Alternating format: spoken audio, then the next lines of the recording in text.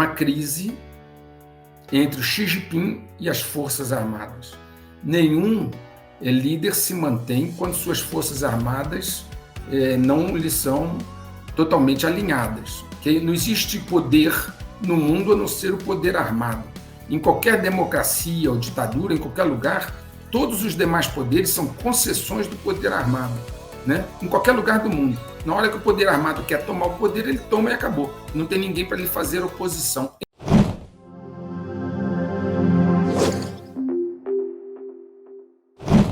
O problema hoje atual, explosivo, é na China, Betete. Eu já coloquei várias com problemas internos lá. Vamos já então mudar um pouco o foco. Como é que você avalia a China hoje? Betete, lá é um dos momentos mais difíceis, porque a China está vivendo uma crise séria interna, em função, primeiro, das questões econômicas no aspecto financeiro e no mercado imobiliário, crises sérias, uma crise também demográfica. Já estão acontecendo alguns protestos que você não via antes, protestos na China, até porque eram reprimidos de uma maneira muito forte. Mas aí há um outro detalhe relevante, Betete, e aqueles que nos ouvem veem, uma crise entre o Xi Jinping e as Forças Armadas. Nenhum líder se mantém quando suas Forças Armadas não lhe são totalmente alinhadas. Okay? Não existe poder no mundo a não ser o poder armado.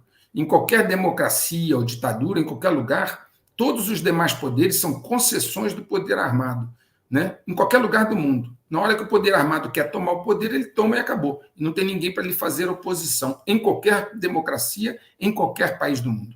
Os outros poderes são concessões do poder armado. Repete essa frase, eu achei importantíssima. Todo poder é concedido pelas Forças Armadas. Todos os poderes não é Forças Armadas, é poder armado. Poder armado inclui não só Forças Armadas, milícias, polícia, todas aquelas forças que são armadas. Então, veja bem, todos os poderes são concessões do poder armado, em qualquer país, em qualquer lugar, não importa o regime. Okay? Por quê? Em qualquer país, em qualquer lugar, o poder armado é que tem o poder de tomar o poder. Ninguém mais. Okay? Então, quando o poder armado resolve tomar o poder, ele toma e acabou, e pode ser em qualquer país, em qualquer regime. Então, em termos de geopolítica e de estratégia, todos os poderes são concessões do poder armado. Muito bem. O Xi Jinping hoje está com relação estremecida, está com problema nessa relação? O que aconteceu? Muitos dos líderes militares eram egressos, Betete, dos regimes anteriores, principalmente muitos deles ligados ao Jiang Zemin, que ele afastou. Xi Jinping, à medida que ele avançou, ele foi afastando pessoas. E isso causa, claro, um certo desconforto, vamos falar dessa maneira. E aí o Xi Jinping ele tem uma outra característica de personalidade, que é todo cara que é muito desconfiado dos outros, ele acha que todo mundo vai lhe trair uma hora. Então, o que está acontecendo? Eu tenho, inclusive, um vídeo especial só sobre a China, é o vídeo 119, onde eu digo que isso ia acontecer. Tá? Antes, aí, é só você passar aqui embaixo, rolar ele para a direita, aí, você vai ver, antes do 121 tem o 119. Tá? Olha lá ele ali. Ó. Esse vídeo aí. Ó. Ele é só sobre a China, raramente eu faço isso. Tá? Eu fiz um vídeo sobre a China porque nós já vislumbrávamos que haveria um problema grave. E ele realmente está se concretizando agora, Betete. O que acontece na China? Você tem uma única pessoa centralizando quase todas as vertentes de poder. O Xi Jinping é o chefe da comissão militar, logo ele é o número 1 na área militar. Ele é o presidente do país, logo ele é o maior do poder executivo do país. E ele é o secretário-geral do partido, é como se fosse o presidente do Congresso. Ele é o legislativo, ele é o executivo, ele é o militar. Muito bem. Ele começou uma purga nas Forças Armadas há algum tempo, porque ele não confiava em alguns militares egressos que tinham sido promovidos na época do Jiang Zemin. Depois, ele começou com um programa de combate à corrupção que atingiu fortemente a força de foguetes, que é a força de foguetes estratégicos, inclusive foguetes nucleares. Nunca houve na história da China um ministro da Defesa ou altos escalões, pessoas egressas da Marinha, Até porque lá, né, existe o Exército de Libertação Popular, que é chamado Exército, mas engloba a Força Aérea e a Marinha. Então, veja o que aconteceu lá. Ele afastou 3 grandes executivos da área aeroespacial, afastou comandante da Força de Foguetes, afastou o ministro da Defesa, e isso está criando um mal-estar, um incômodo incrível, incrível. Tá? E aí o que ele fez? Promoveu a ministro da Defesa um almirante.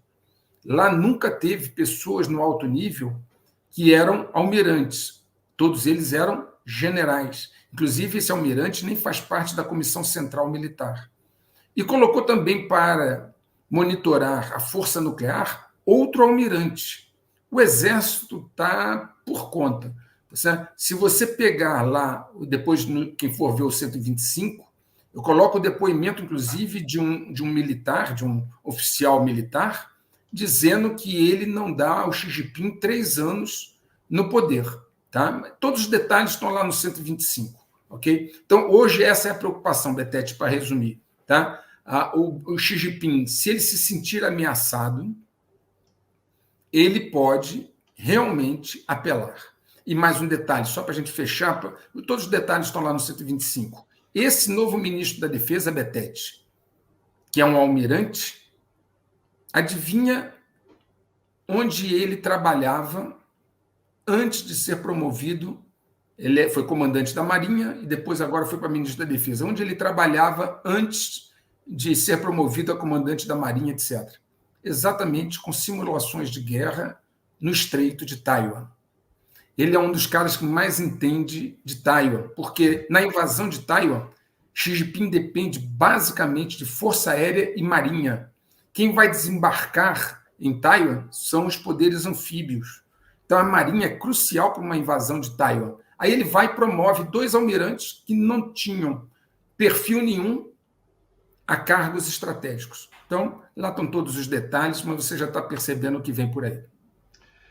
A economia da China, como que você avalia? Quais são as últimas informações? Porque quando a gente falou aqui no final do ano, ela já vinha numa situação que não era muito positiva do ponto de vista de economia. Foi divulgado agora, inclusive lá no Fórum Econômico Mundial, que eles chegaram a 5,3 ou 5,2 de crescimento do PIB. Quem conhece bem a China sabe que não dá para confiar em estatística chinesa. Tá certo? Provavelmente esse número não é correto.